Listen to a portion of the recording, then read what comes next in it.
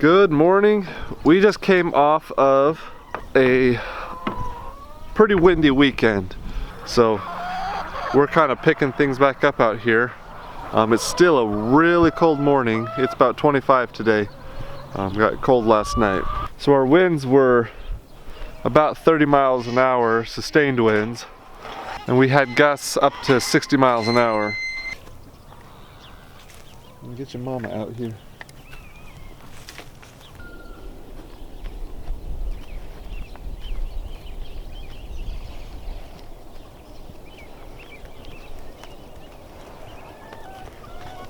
Here's a life hack for you. If you live in a windy area and you got a trampoline like this for your kids, don't just put it out in the yard. One, put it behind a windbreak from your prevailing winds. Two, secure it to something that's not going away, like a well-established tree.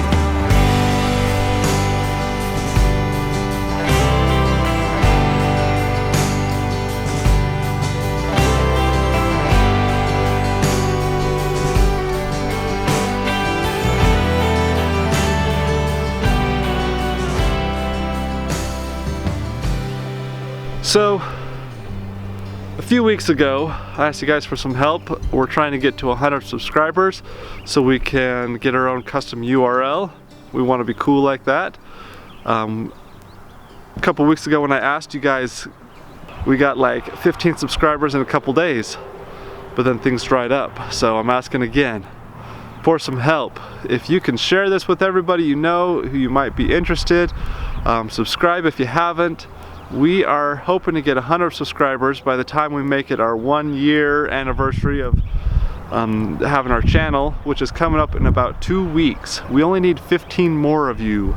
Just 15 people to subscribe. So if you see the number of subscriptions down here somewhere or over there, wherever it's at, if it's not 100, then subscribe and help us out so we can get to 100 subscribers, and then we can get our own custom URL and be cool. Anyway, back to the regular scheduled program. So today I wanted to show you how we built this awesome drip system that we have for the garden. We're not building it, rebuilding it, or building a new one. We are simply getting it laid out today, and I got to make one quick adjustment on the very end. It's a little bit too long, so we're going to cut some off. But I wanted to show you how we built it, so if you want something like this, you can build it yourselves. These are not terribly difficult to build. There's only a few simple parts that you need, and they're pretty easy to get your hands on. But we'll walk through this piece by piece and kind of show you what we've got. So, first thing we've got is this end where you connect a hose. You can add different attachments. You can put a quick connect on here, or you could even plumb this into a standing line, like a hard line or something like that. We've got it just so we can connect it to a hose. So on this end we've got just a hose bib end connected to just a 1/2 inch male to male nipple. So we got that end there. The other end just screws into that. That one's a pretty tight fit. I can't get it out, but I'll show you what it looks like. And that just screws on there. Because this is a low pressure system, this here right leaks a little bit sometimes if I'm not careful with it, but I haven't even used any tools to tighten any of this. I just tighten it by hand. So the next thing we've got is this pressure reducer. So this is made to hook onto 1/2 inch line, and it'll reduce it down to 15 psi. So instead of the 60 psi coming out of our house, it'll be at 15 psi. And we've got that connected onto another. This is a male threaded nipple connected to just a barbed 1 inch piece there, and I've got that connected on with just connected to a hose clamp. And then this is just a 1 inch line. Same thing you'd get like for a sprinkler system for a 1 inch line. And I will put, for all of these pieces, I'm going to put, if I can find them, the links down in the description so you can find these yourselves. Most of them we can just get off of Amazon. Some of them, like this 1-inch line, is pretty expensive there, but you can get it from other places pretty cheap. So that's the main part of it. We'll go to the other end and I'll show you how we cap this off. So on the other end of this 1-inch line, all we've got is just a barbed tip that goes in there. It's an end plug with another hose clamp. And that's all it is to cap that off. So that'll provide you what we call our main line on this strip system. You know, it's just a 1-inch line. Ours runs about 80 feet. You can run it shorter, longer distance, but you want to run that up the one side of the garden, and then off of that, you're going to run all of your lines down your rows. So this is going to run across the garden, and then up your rows, you're going to run some drip tape instead of this 1-inch hose. So in order to connect your drip tape, you're going to have to put some connectors in there. We prefer to use these valves. So this valve just has a barb end that goes into the 1-inch line. That twists down, secures it there. The other end, you just hook your drip tape on there, and I'll show you that in just a minute, how we connect that. But it's got this valve on top, so we can control each individual row. If something's done for the season, we can turn it off, or if something needs less water, we can turn it off and water the things that need more. But we can control it that way, so we're not just wasting water. So today what we're actually going to do is we're going to take this end off of here. We're going to cut this hose off right where this valve is. We're going to shorten our line down to that, and then we'll put our valve back in. I'll show you how we're going to do that. It's pretty simple, pretty quick. So we'll get into that. I gotta go find me a couple tools real fast.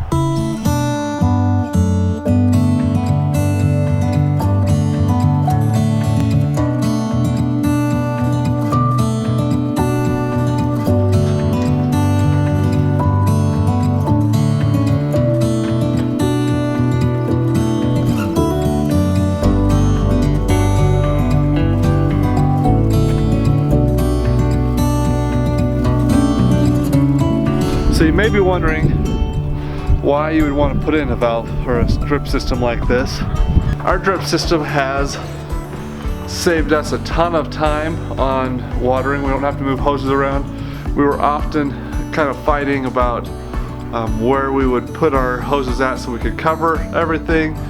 Sometimes, you know, the end closest to a sprinkler always gets watered more, the end doesn't get watered as much, and so we're trying to figure out how to get water evenly to everything. With the drip hose, we don't have to worry about that. Everything gets watered the same, and we don't have to worry about moving hoses ever. It's all in place. If you live in a place like East Idaho, during the summer, we have days where it's been a month since we've had any rain. We will have 95-degree weather and 20-mile-an-hour winds. That can make it really hard to keep everything wet. So when we're trying to water the garden, this drip system, we don't waste any water shooting into the air, and we can get it directly to the soil where the plants need it. Making it simple to water really saves us time because we water a lot during the summer.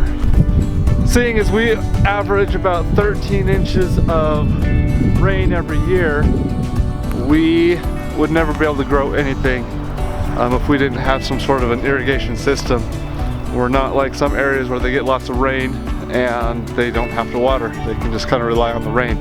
We, on the other hand, are heavily reliant on our irrigation systems to grow everything. All right, I'm just gonna pop this old valve out. So I just take this off, pull that out. So that left me a hole there. I'm gonna cut that off. We're gonna move this.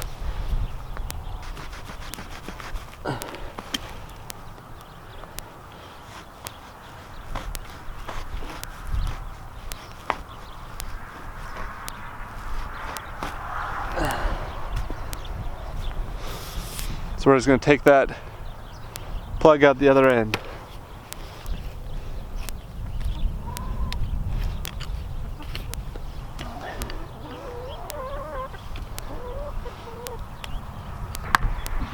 So that's all that looks like. And it's simple. Take that, we step it down the end, far as we can. Just bury that in there, and then we put our hose clamp around it.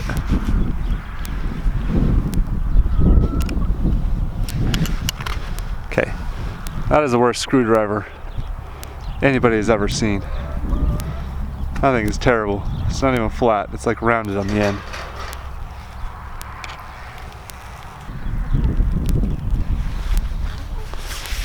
Okay, so next thing we gotta do is just drill a hole, pop that into it.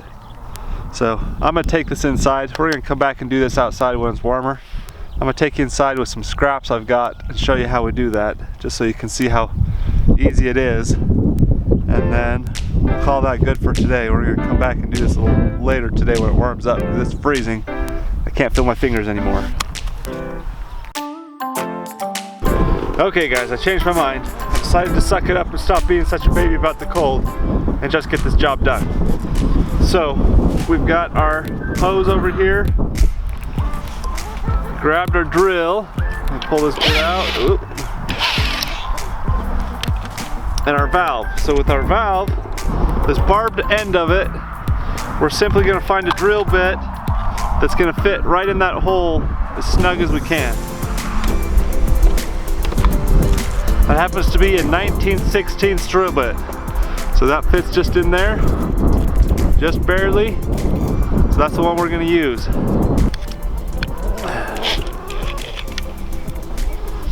So I have put all of my holes on that blue line so that I know that they're all in a straight line.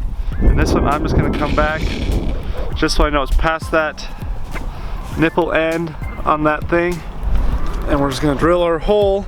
I got to make sure I drill it all the way through the one side, but I can't go through the other side. If I punch through the other side, then I'm just going to have a hole I'm going to have to cut off again. So we got to be a little careful, make sure we just get through one side.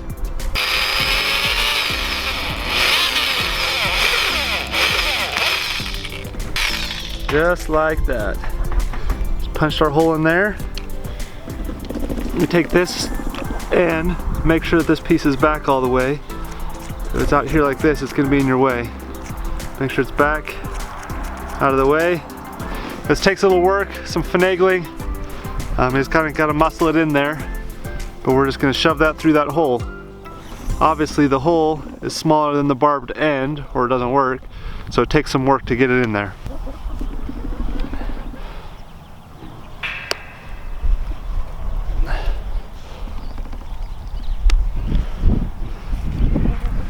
Just like that. And then we take this part here, tighten it down,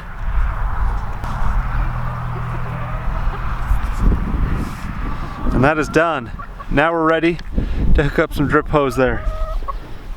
Let me put some tools back and I'll show you how to do that.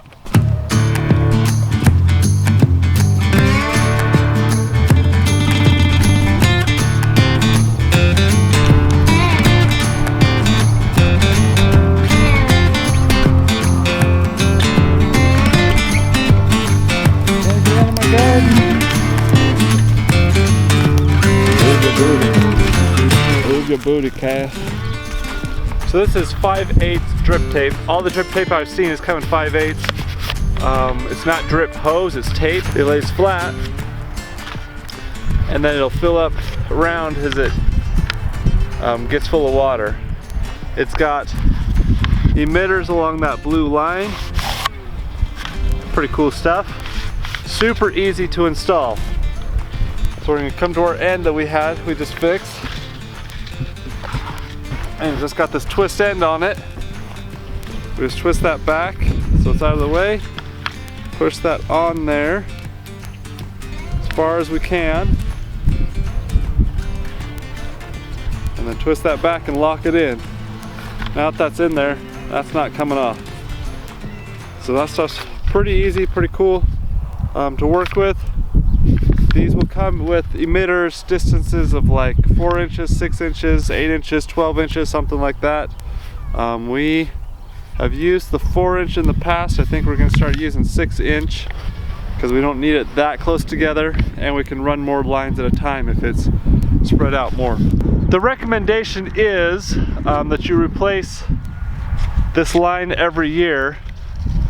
As you can see, it gets a little beat up. I think I just saw a big old hole in it somewhere. And this here just looks like it's all chewed up. But it's cheap stuff. It's about 3 cents a foot. They sell it usually at 500 feet up to like 7,500 feet rolls, and even the bigger rolls are just a couple $100s. That should last most people a few years. So it's pretty cheap stuff. They recommend you replace every year. This stuff's been beat up because we drug it in and out of the garden. We didn't store it well. The pigs have been chewing on it. The cows have been chewing on it. It's been stomped on all winter long. If you take care of it, and we've got some other stuff that's better in the shop that we've put up last year, but if you take care of it, I think we can get 3 or 4 seasons out of it. We use about 1,000 feet. Our garden, we've got 25 rows that are 50 foot long, 24 rows, something like that. It's about 1,000 feet. I don't remember how much we've got, but 1,000 feet every 3 or 4 years. That's, you know, $100 every 3 to 4 years. Not a big deal. The biggest expense you're gonna have are these bad boys. You can get them if you can find them in bulk. They're hard to find sometimes in bulk, but if you can find them, you can get them for a couple dollars a piece. Sometimes they're up to $10 a piece, depending on where you find them at. They've got different systems. This is the one we like with this and the tightens down. They've got a few other systems of valves like that. If you just look for drip tape valves, you can find them. I'll put a link to these ones that we use, but there's others out there that might be cheaper that you can find, or you can get them that don't have the valves and it's just a straight piece. Those ones are pretty cheap. But yeah, that's how we set up our drip system. That saves us tons of time and tons of water in a dry area like we're in. So that's all for today. I'm going back inside because I'm still being a baby about the cold. I was gonna test these lines, but my hose is frozen, so I can't do that. I can't even get the cows water this morning. I'm gonna have to wait till this evening. Luckily I got them some last night, so they're not out, but it's frozen out here. So we're gonna call that good for today. If you guys like this, please subscribe, comment below, do the things, like it, all the things, do all the things, and we'll catch you guys next time. Yeah, piggies. Yeah, piggies.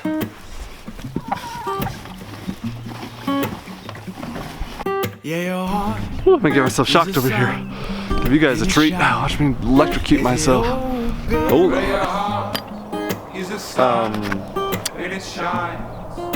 What the heck is this thing called? It lays flat. Excuse me. What the heck they call that?